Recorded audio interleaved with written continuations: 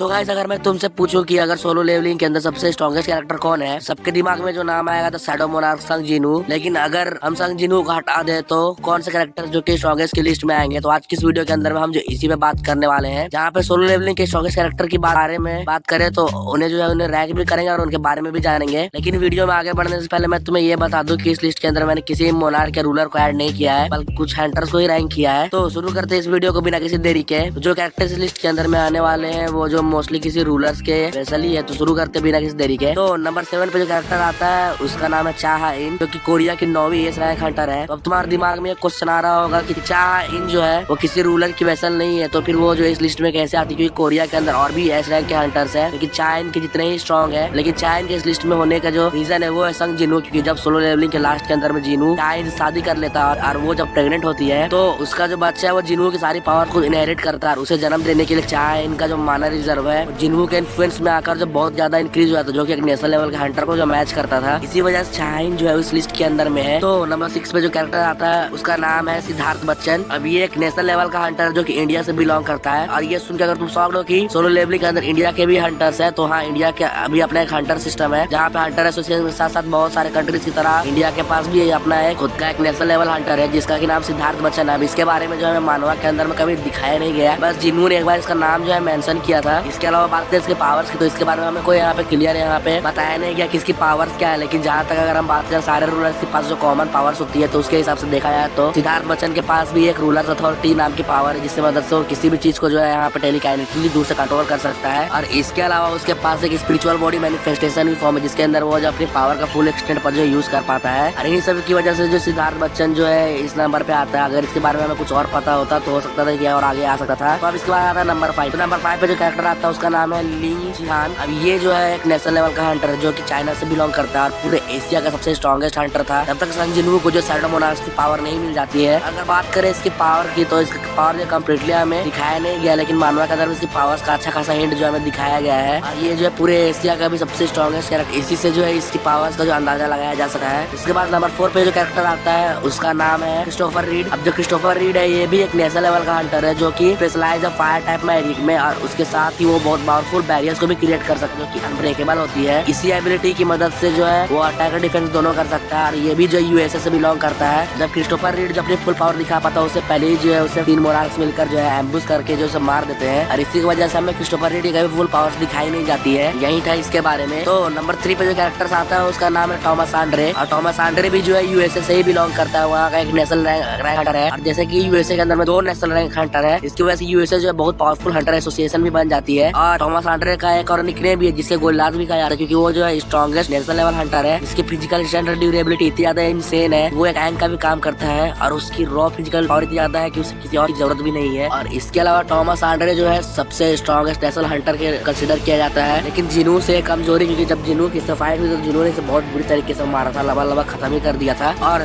बात कर Thomas Andre की, तो टॉमस आंड्रे भी एक खतरनाक हंटर है, क्योंकि वो जो है मोनार्क्स को भी वो अच्छी खासी टक्कर दे रहा है। अब भले वो उन्हें हरा ना पाए, लेकिन उन्हें अच्छी खासी मैच जो है जरूर कर लेता है। इसी वजह से जो है वो नंबर 3 पर है। तो नंबर 2 पे जो कैरेक्टर आता है उसका नाम है गोगनी, जो कि कोरियन हंटर एसोसिएशन का जो प्रेसिडेंट है, और वो सीक्रेटली एक रूलर का वैसल भी है, जो किसी मोनार्क टक्कर की फाइट दे सकता है। गोगनी और टॉमस आंड्रे दोनों ही जो रूलर्स के वैसल है, लेकिन गोगनी जो है टॉमस आंड्रे से इसलिए आगे है क्योंकि गोगनी की बॉडी जो बहुत ज्यादा ओल्ड एज हो जाने के कारण वो अपने पावर्स को जो पूरी तरीके से हैंडल नहीं कर पाती, वरना वो फर्स्ट मोनार्क को भी मार सकता था जान से। और अपनी एजेड बॉडी की वजह से वो जो है अपनी पावर्स को हैंडल नहीं कर पाते, और इसी वजह से उनकी बॉडी जो है अपने पावर्स के ओवरलोड की वजह से खुद ही जो डिस्ट्रॉय हो जाती है। लेकिन ऐसा जो टॉमस आंड्रे केस में नहीं था। टॉमस आंड्रे जो अपनी पीक कंडीशन में, इसके बाद भी वो जो रूलर्स को यहाँ पे हैंडल ढंग से नहीं कर पा रहा था, इसी वजह से गोगनी को मैंने जो है टॉमस आंड्रे से ऊपर रखा है। तो नंबर 1 पे जो कैरेक्टर आता है वो है संग जिनू के डैड, जिसका नाम जो संग इलहुआन है। और वो जो है डेफिनेटली सबसे स्ट्रॉन्गेस्ट कैरेक्टर्स में से एक है, जो किसी मोनार्क को अकेले मारने का दम रखते हैं। जहाँ पे सारे नेशनल लेवल के हंटर चाहे कितने पावरफुल क्यों ना हो, जब उनकी फाइट मोनार्क से होती है तो वो जो है उनसे लड़ने में स्ट्रगल कर रहे होते हैं। लेकिन ये जो केस है संग जिनू के डैड के साथ में नहीं है, क्योंकि जब फाइनल बैटल से कुछ पहले जब मोनार्क ने जिनू को बहुत ज्यादा डैमेज कर दिया था, तो जिनू को बचाने के लिए जिनू के डैड ने जो है 2 मोनार्क साथ में एक साथ फाइट की थी, अलग उन्हें जो है ओवर पावर भी कर दिया था। अगर वो किसी भी वीकेस्ट मोनार्क से जो है अगर अकेले लड़े तो वो जो उन्हें आराम से खत्म कर सकते हैं। तो इसी से पता चलता है कि जिनू के डैड कितने ज्यादा पावरफुल है, और वो भी जो एक रूलर के वैसल है, लेकिन उनकी भी बॉडी जो है रूलर्स की जो है इमेज पावर को हैंडल नहीं कर पा रही। इसी वजह से लास्ट में जाकर जिनू के डैड भी जो है उनका वैसल भी जो टूट जाता है, इसकी वजह से वो जो है मारे जाते हैं। और यही थे गाइस सोलो लेवलिंग के सबसे स्ट्रॉन्गेस्ट कैरेक्टर। और इसके बाद जो है मैं सारे मोनार्क्स को भी यहाँ पर रैंक करूँ कि इसमें सबसे स्ट्रॉन्गेस्ट मोनार्क कौन है और सबसे वीकेस्ट कौन है। इस पर एक सेपरेट वीडियो जो है कुछ समय बाद में जो लेकर आऊंगा, तब तक के लिए जुड़ा हो मेरे चैनल के साथ में। अगर तुमने वीडियो यहाँ तक देखी, तुम्हें वीडियो जरूर पसंद आया होगी, तो वीडियो को लाइक करके चैनल को सब्सक्राइब कर देना। और बाकी मुझे जाते जाते इंस्टाग्राम पे फॉलो कर लेना। और मैं तुम्हें brand new, thanks for watching.